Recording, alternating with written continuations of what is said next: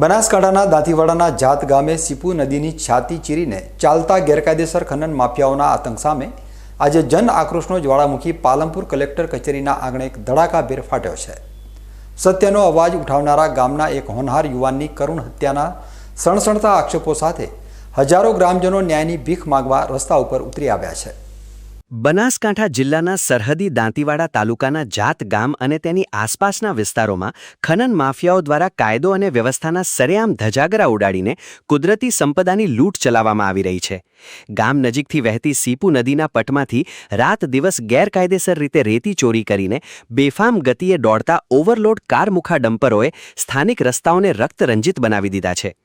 એક સપ્તાહ અગાઉ આવા જ એક નશામાં ધૂત અને બેફામ દોડતા ડમ્પર ચાલકે જાત ગામના આશાસ્પદ અને તેજસ્વી યુવાન દિનેશભાઈ મોનાભાઈ રાજગોરને અડફેટે લઈને કચડી નાખ્યો હતો, જેનું ઘટના સ્થળે જ અત્યંત કમકમાટીભર્યું મોત નીપજ્યું હતું। આ હૃદયદ્રાવક ઘટનાને પગલે સમગ્ર પંથકમાં ભારોભાર રોષ ભભૂકી ઉઠ્યો છે અને અનેક રજૂઆતો છતાં ઘોર નિદ્રામાં પોઢેલા સરકારી તંત્રને જગાડવા માટે આજે જાત ગામના સેંકડો પુરુષો અને મહિલાઓ પાલનપુરના કોઝી વિસ્તારમાં એકત્રિત થયા હતા। ત્યાંથી કાળમુખા ડમ્પરો અને માફિયાઓ વિરુદ્ધ આક્રમક સૂત્રોચ્ચારો સાથે એક વિશાળ રેલી સ્વરૂપે ગ્રામજનો જિલ્લા કલેક્ટર કચેરીએ પહોંચ્યા હતા, જ્યાં કલેક્ટરને આવેદનપત્ર પાઠવીને ગામમાંથી પસાર થતા ડમ્પરોનો માર્ગ તાત્કાલિક બદલવાની અને આ જીવલેણ ખનન પ્રવૃત્તિ પર કાયમી ધોરણે રોક લગાવવાની ઉગ્ર માંગ કરી છે। સીપુ નદીમાં ખનીજની લીધો છે રેતીની, ત્યાં ગેરકાયદેસર આડેધડ ખનન થઈ રહ્યું છે। રાત દિવસ ખનીજની ચોરી થઈ રહી છે। 80 ટનના ટનકાઓ ભરી અને ગેરકાયદેસર ત્યાંથી રેતી ખનન થઈ રહ્યું છે। સરકારની રોયલ્ટીની ભયંકર ચોરી થઈ રહી છે, છતાં પણ અહીંયા વારંવાર ખનીજ શાખામાં જાણ કરવા છતાં એના સામે કોઈ પગલાં લેવામાં આવતા નથી। એ લોકોની મિલીભગતથી આજ સુધી કોઈ કાર્યવાહી કરવામાં આવતી નથી અને જેને અહીંયા ખનીજ શાખામાં રજૂઆત કરી એવા યુવાનને અહીંયા મેલ કરેલો છે કે અમારે આ ચોરી થાય છે અને આ લોકો અમારી વાતો માનતા નથી। રેતી ઉપર જે રેતી રોડ ઉપર લોકોને આંખોમાં આવતી હોય છે એના માટે નેટ વધવા માટે એ લોકો વારંવાર વિનંતી કરતા હતા। એમને અહીંયા મેલ કર્યો, જેને મેલ કર્યો એ યુવાનને ગાડીની ટક્કર મારી અને મારી નાખવામાં આવ્યો। એટલે આ પરિસ્થિતિ અહીંયા છે ખનીજ શાખાની અને એમના દ્વારા જે ખનીજ માફિયાઓ છે, જે લીઝ હોલ્ડર છે, એ લોકોના સાથે સીધો કોન્ટેક્ટ કે લેતી દેતીના સંબંધોના લીધે આ પરિણામ આવ્યું છે। એ યુવાનની ખોટ ક્યારેય પૂરાઈ શકાય એમ નથી કે એના મા બાપનો એકનો એક દીકરો હતો અને એના ઘરડા દાદા દાદી જે અપંગની જેવી આંધળા અને અપંગની જેવી એમની દશા છે, એમને એ ખોટ ક્યારેય પૂરાય એમ નથી। આજે શું માંગ કરવામાં આવી છે? અમારી માંગ એવી છે કે ગેરકાયદેસર જે ખનન થઈ રહ્યું છે એનું પૂરેપૂરું સર્વે કરી અને ખનીજ માફિયાને એનો પૂરેપૂરો દંડ વસૂલ કરવામાં આવે। ગેરકાયદેસર ચાલતી લીઝ અમને બંધ કરવામાં આવે અને એમના સામે યોગ્ય પગલાં લઈ અને એની પૂરી તપાસ કરી અને એ લોકોને નિશ્ચિત કરે। માંગ નહીં સ્વીકારાય તો આગળ શું રણનીતિ? માંગ નહીં સ્વીકારાય તો અમારું સંપૂર્ણ ગામ નહીં, આજુબાજુના અમારા 2-5 ગામો છે એ બધા અહીંયા કલેક્ટર સાહેબની ઓફિસે ફરીથી પણ અહીં ધરણે બેસે, મામલતદાર ઓફિસમાં જઈને પણ ધરણે બેસે અને અમે અમારી આ માગણી કે અમારી જે રજૂઆત છે એનો ન્યાય નહીં મળે ત્યાં સુધી અમારી લડત બંધ નહીં થાય। જિલ્લા કલેક્ટર કચેરીના કમ્પાઉન્ડમાં ન્યાયની પોકાર લગાવી રહેલા ગ્રામજનોએ વહીવટીતંત્ર સામે ગંભીર આક્ષેપોની ઝડી વરસાવતા જણાવ્યું હતું કે કાગળ પર તો સરકારે સીપુ નદીમાં કાયદેસરની રેતીની લીઝો ફાળવી છે, પરંતુ તેની આડમાં ખનન માફિયાઓ કરોડો રૂપિયાની રોયલ્ટી ચોરીનું મસમોટું કૌભાંડ આચરી રહ્યા છે। અકસ્માતમાં જીવ ગુમાવનારા જાગૃત યુવાને તંત્રનું ધ્યાન દોરવા માટે ઓનલાઈન ફરિયાદ કરી હોવા છતાં જવાબદાર ખાણ ખનીજ વિભાગે સમયસર કોઈ જ પગલાં ન ભર્યા, જેના કારણે માફિયાઓના હોસલા એટલા બુલંદ થઈ ગયા કે તેમણે એક નિર્દોષનો જીવ લેવાની હિંમત કરી લીધી। ગ્રામજનોએ તંત્રને અલ્ટિમેટમ આપતા સ્પષ્ટ શબ્દોમાં ચીમકી ઉચ્ચારી છે કે જો આગામી 7 દિવસની અંદર આ સમગ્ર મામલાની કોઈ ઉચ્ચ એજન્સી દ્વારા નિષ્પક્ષ તપાસ કરીને કસૂરવાર માફિયાઓ સામે કડક કાયદેસર આર્મ્સ એક્ટ હેઠળ ગુનો નોંધી જેલ ભેગા કરવામાં નહીં આવે તો જાત ગામ એકલું નહીં પડે, પરંતુ આસપાસના 4 થી 5 ગામોના હજારો લોકોને સાથે રાખીને ચક્કાજામ અને રસ્તા રોકો આંદોલન છેડવામાં આવશે। લીઝ હોલ્ડરે જે એને બ્લોક ફાળવામાં આવ્યો હતો એ સિવાયનું જે એને ખનન કર્યું છે અને જીવન રાસ કરીને જે અમારા ડમ્પરો અમારા ગામમાંથી પસાર થાય છે એ આડેધડના ડ્રાઈવરો ડ્રાઇવિંગ કરીને ચાલે છે અને વારંવાર રજૂઆત કરવા છતાં ખાણ ખનીજ અધિકારીઓ એમની સામે કોઈ પણ પગલાં ન લેવાના કારણે અમારા ગામનો એક આશાસ્પદ યુવાનનો આ ખાણ ખનીજમાંથી ભરેલી ગાડીએ જે એક્સિડન્ટ કરીને એનું મૃત્યુ પામ્યું છે એના માટે ખાણ ખનીજ અધિકારી શ્રી અને માનનીય કલેક્ટર સાહેબને આજે અમે રજૂઆત કરી છે અને જો રજૂઆતનો અંત 7 દિવસમાં નહીં આવે તો અમે ગાંધીજી માર્ગે મામલતદાર કચેરીએ આંદોલન ઉપવાસ કરશું। ભૂમાફિયાઓની આ કાળી કરતૂતો સામે ગ્રામ પંચાયતના પ્રતિનિધિઓએ પણ હવે શાસકો અને વહીવટી અધિકારીઓ સામે સીધો મોરચો માંડ્યો છે.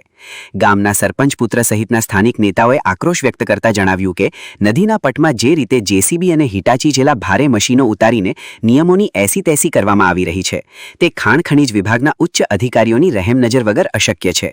સરકારી ચોપડે નિયત કરાયેલી મર્યાદા કરતાં 20 ગણું વધારે ઊંડું ખનન કરીને કુદરતી પર્યાવરણનો નાશ કરાઈ રહ્યો છે, જેના લીધે ગામના ભૂગર્ભ જળના સ્ત્રોત પણ તળિયે બેસી ગયા છે અને સમગ્ર પંથક વિનાશ તરફ ધકેલાઈ રહ્યો છે. જાત ગામના લોકો પેલા કલેક્ટર કચેરી સાથે બધા ભેગા થઈને આવ્યા છે. 18 પેલા આલમના પેલા માણસો જોડે છે. અમારો જાત ગામનો આશા યુવકનો મોત મૃત્યુ છે. એના માટે ખનીજ માફિયાઓની આપણે ખનીજ અહીંયા ઓફિસમાં 10 વાર આપણી જેટલી અરજીઓ પેન્ડિંગ પડી છે, પણ આ લોકો કશું જ ધ્યાન આપતા નથી. એના કારણે આજે અમારા ગામને બહુ મોટું નુકસાન થયું છે. અને આજે જ્યારે અમે પૂછ્યું છે ગુરપાલસિંહને કે આપણે લીજ કેટલી ઊંડાઈ સુધી પેલી ખણવી, તો એમને મને જવાબ આપ્યો છે કે 3 ફૂટ સુધી, 1 મીટર એટલે 3 ફૂટ.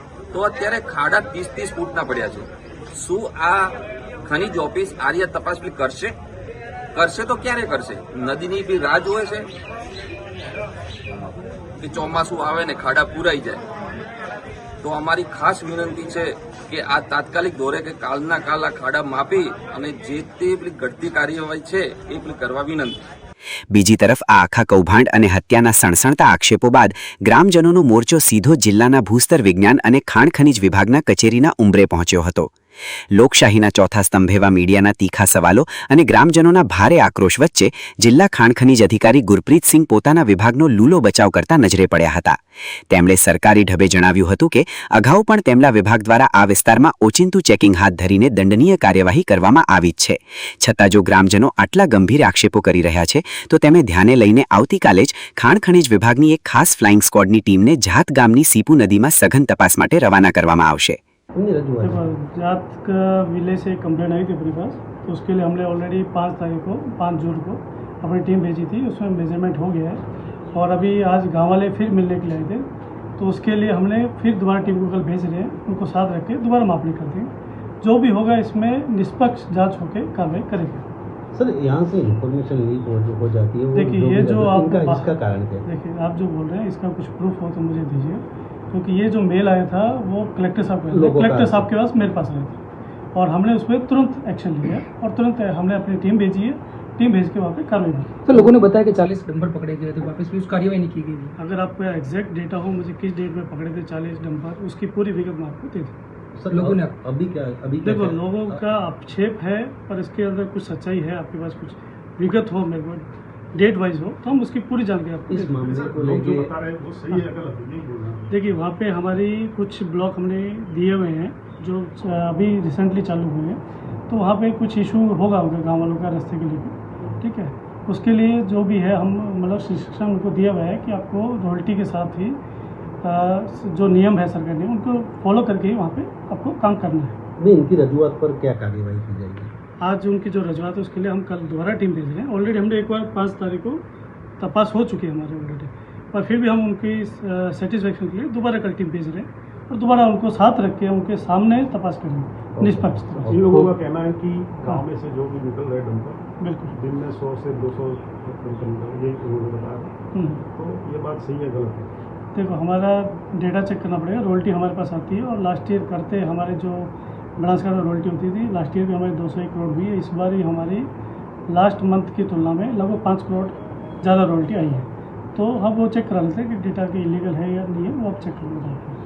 સરકારી બાબુઓએ હંમેશાની જેમ તપાસની ખાતરી આપીને મામલા પર ઠંડુ પાણી રેડવાનો પ્રયાસ તો જરૂર કર્યો છે, પરંતુ પોતાના વહાલસોયા દીકરાને ગુમાવનાર જાત ગામની જનતા હવે કોઈ સરકારી વાયદાઓથી ભોળવાય તેમ નથી. હવે જોવાનું એ રહેશે કે ખાણ ખનીજ વિભાગ આ જિંદગીઓ રોળનારા ખનન માફિયાઓ પર ક્યારે કાયદાનો કોરડો વીંઝે છે કે પછી 7 દિવસના અલ્ટિમેટમ બાદ સરહદી બનાસકાંઠાની ધરતી ફરી એકવાર ઉગ્ર જન આંદોલનના ભયાનક અગ્નિમાં હોમાય છે.